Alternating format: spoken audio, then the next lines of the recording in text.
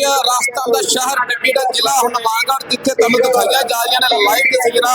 ਆਮ ਜਨਤਾ ਜਿਹੜੀ ਪਰੇਸ਼ਾਨ ਹੁੰਦਾ, ਕਈ ਦਿਨਾਂ ਤੋਂ ਜਿਹੜੀ ਧਰਨੇ ਤੇ ਬੈਠੀ ਹੋਈ ਹੈ। ਰਾਠੀ ਖੇੜਾ ਪਿੰਡ ਦੇ ਵਿੱਚ ਐਥਨੋਲ ਦੀ ਜਿਹੜੀ ਇੱਕ ਕੈਮੀਕਲ ਫੈਕਟਰੀ ਸਰਕਾਰ ਲਾ ਰਹੀ ਹੈ, ਔਰ ਕਿਸਾਨਾਂ ਦਾ ਕਹਿਣਾ ਜਾਂ ਤੇ ਸਾਡੇ ਸਾਹ ਚੱਲਣਗੇ ਔਰ ਜਾਂ ਇਹ ਫੈਕਟਰੀ ਚੱਲੇਗੀ।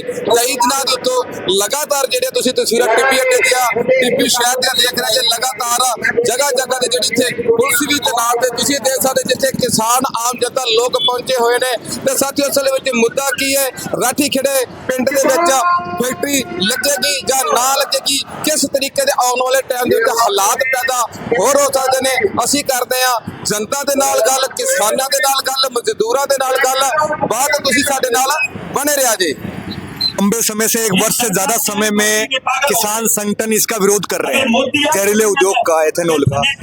पिछले दिनों में जिस तरीके से गिरफ्तारियां की, रात को 3 बजे गिरफ्तारियां हुई, रोष व्याप्त है उसको लेकर। और फैक्ट्री बंद को लेकर आम जनता एकजुट है।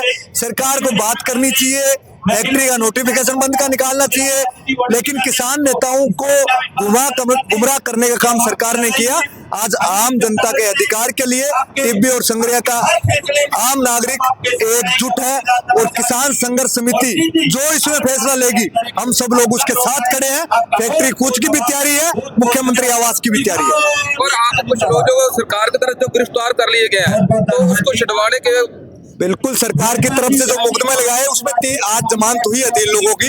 एक जो लोग रहा है, मुकदमों में रिहाई किया जाए, मुकदमे वापिस सरकार ले। कितने बीघा जमीन है जहाँ पर जो फैक्ट्री जो लगवाना चाहती है? 90-100 बीघा जमीन। 90-100। तो इससे जो किसी कार कोई बीमारी फैलेगी, कौन सी बीमारियां का जो आने का जो संभावना रहेगी? देखो, गंभीर बीमारियों का संकेत है। पंजाब हरियाणा से जो संदेश आए हैं कि जहाँ फैक्ट्रियां लगी है, जहरीले उद्योग लगे हैं, वहाँ गंभीर बीमारियां की अधिकांश संख्या में, और आसपास के क्षेत्र में सिंचाई नहीं होना, आसपास के क्षेत्र में अपंगता आना, ये एक बड़ा मामला सामने आ रहा है। इसको सरकार को गंभीर होना चाहिए। सरकार को अपनी कमेटी, अपनी टीम यहाँ भेजनी चाहिए। बिना निष्कर्ष के यहाँ पर फैक्ट्री को चलाना कतई बर्दाश्त नहीं होगा। सर, जहाँ पे देखा जा रहा है कि तलवाड़ा से लेके जगह अस्थायी चौकियां बनी हुई है, ये कानून के दायरे के अंदर है। आप ये अमित शाह की पुलिस से नौजवान और किसान घबराने वाला नहीं है।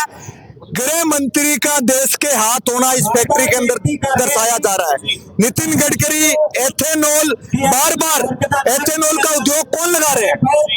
अमित शाह के परिवार के लोग, नितिन गडकरी परिवार के लोग, नरेंद्र मोदी परिवार के लोग। 4 गुजराती इस देश को खरीदना चाहते हैं, अडानी, अंबानी, मोदी और शाह। ये कतई बर्दाश्त नहीं होगा। किसान और नौजवान की नस्ल को बचाने के लिए आज समस्त टिब्बी क्षेत्र में, टिब्बी, संगरिया, पंजाब, हरियाणा के लोग एकत्रित हैं। जो आज पुलिस वाले वो कहने गए किसान के बेटे हैं, आज वो ही किसान के दुश्मन बैठे हैं। आप क्या कहना चाहते हैं? देखो, पुलिस, कलेक्टर, एसपी, उनकी अपनी सरकार की जिम्मेदारी है। वो किसान के बेटे हैं, वो अपनी जिम्मेदारी निभाए। हम हमारी जिम्मेदारी निभाने के लिए तैयार हैं, और लाठी बाटा जंग के लिए तैयार हैं। किसी भी साथी पर अगर बेवजह मुकदमा, बेवजह गिरफ्तारियां की गई, तो अगली लड़ाई मुख्यमंत्री आवास के बाहर होगी, यहाँ नहीं होगी। कोई कंपनी नहीं लगाई गई, तो हम सरकार से कहना चाहते हैं कि ये किसानों की जमीनें हथियाने की बजाय जो आपने लाखों एकड़ जमीन 2004-5 में किसानों से ली थी, पहले उनमें फैक्ट्री लगा लीजिए, उसके बाद कोई और जमीन लेने की सोचना।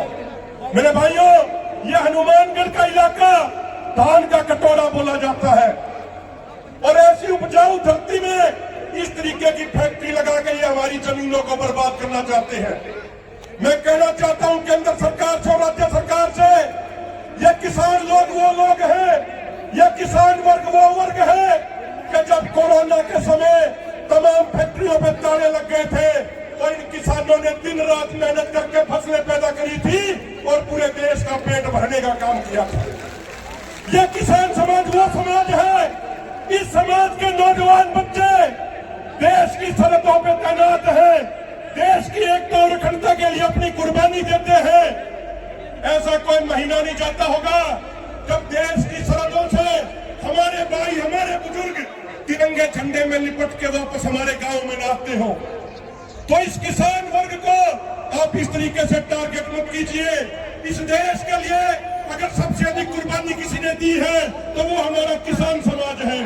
आजादी के आंदोलन में अगर किसी ने सबसे अधिक कुर्बानी दी तो हमारा किसान समाज है। इस देश को बनाने में, इस देश को आगे बढ़ाने में सबसे अधिक योगदान किसान वर्ग का है।